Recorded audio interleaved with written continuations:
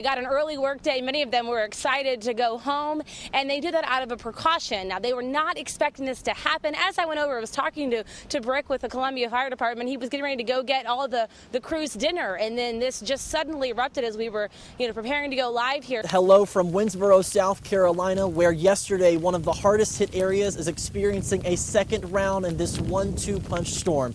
Take a look behind me, an absolutely beautiful picture here of Winnsboro. One car coming through the town square here, not a lot of cars on the road today, and as this car comes through, you'll notice that there's so much snow on the ground you're not even seeing the pavement.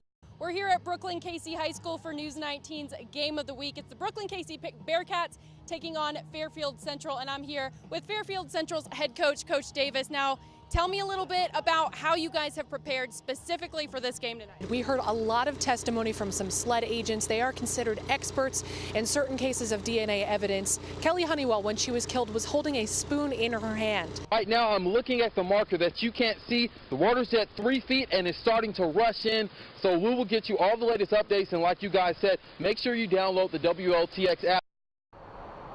Take a look at the Blossom Street Bridge 60 years ago and you'd see nothing has changed, except for maybe the type of cars that cross it. On July 2nd, 1953, Columbia's second bridge spanning the Congaree River was officially debuted.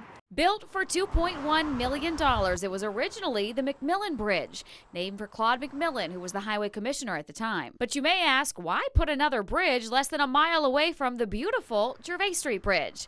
The answer is easy, according to Historic Columbia's John Scherer. And it was designed to take about half of the traffic off of the Gervais Street Bridge, which at that time was about 34,000 cars per day. Like so many of the things you use every day, you take it for granted until you think about what life would be like if you didn't have it. I think you'd have a great deal of bottlenecks trying to get in and out of the capital city, probably every hour of the day. Traffic would probably be going a lot more slowly than it is now. In the 1950s, it was the farmers who benefited most, making it much easier to haul their heavy loads to market. Allowed farmers to get to the state farmers market by a shorter route. And while it may not be as stunning as its neighbor, its solid construction looks pretty good for 60. I think the Blossom Street Bridge is important for Columbians and folks on the western side of the river because it's a landmark. Andrea Mock, News 19, WLTX.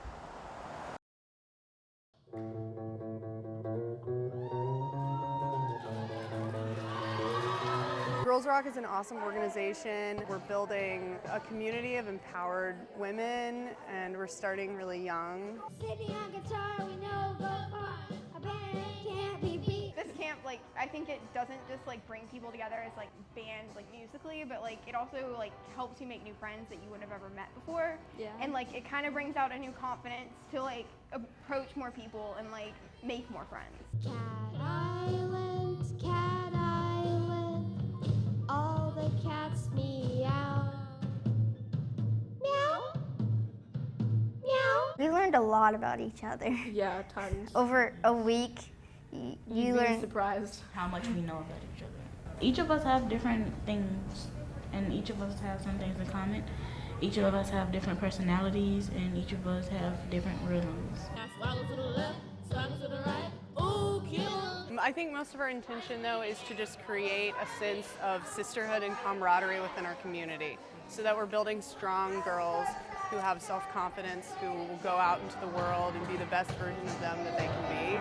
And if music comes out of that and they all decide to stay bands, that's awesome too. Then we've taught them even more.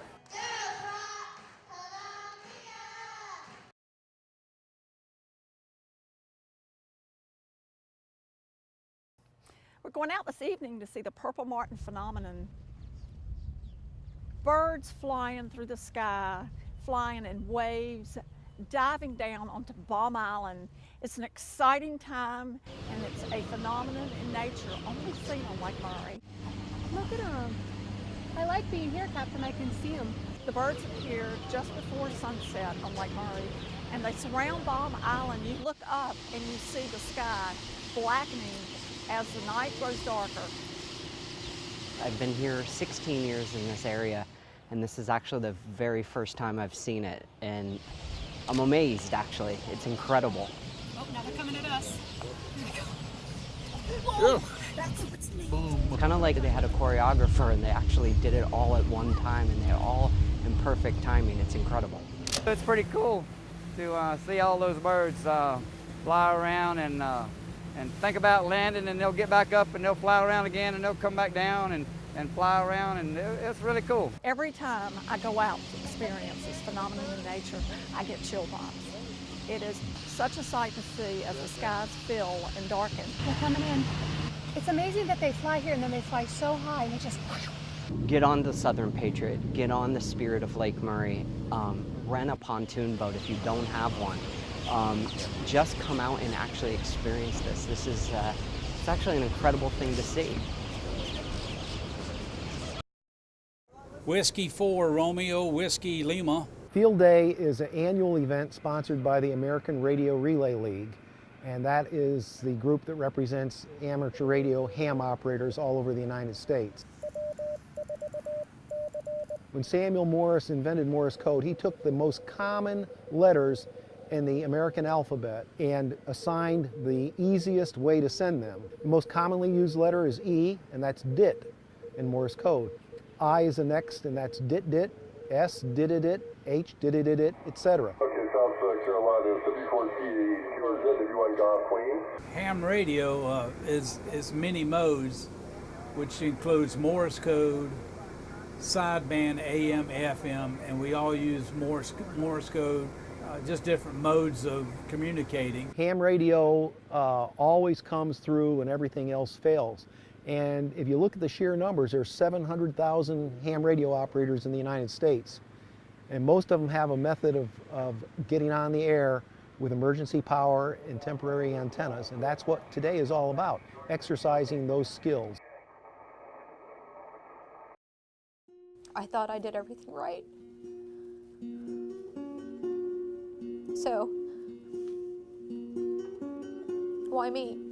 Before coming to News 19, Christine Gallagher was at one of the happiest points in her life. She was a newlywed and enjoying her 30s and had a successful career, and she was healthy. I wasn't cruising through fast food, every day. I thought I was eating pretty well. I was staying active. But she started having chest pains. Not wanting to ignore it, she went to the ER. I was dismissed again and again. I was just dismissed so many times. After 2 different cardiology groups in Florida told her she was fine, she went on with her life. All the while, an important artery in her heart was slowly closing.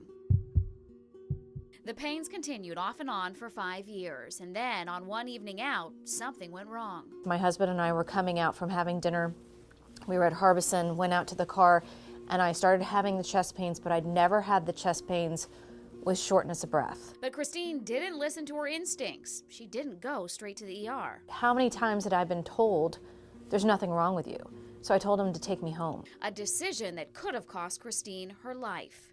When she got home, she began vomiting. Her husband insisted they go to the hospital. They immediately took me to the cath lab, and that's where they found 100% blockage of the LAD, which is also known as the Widowmaker. In the fall of 2011, Christine had open heart surgery and then did months of rehabilitation.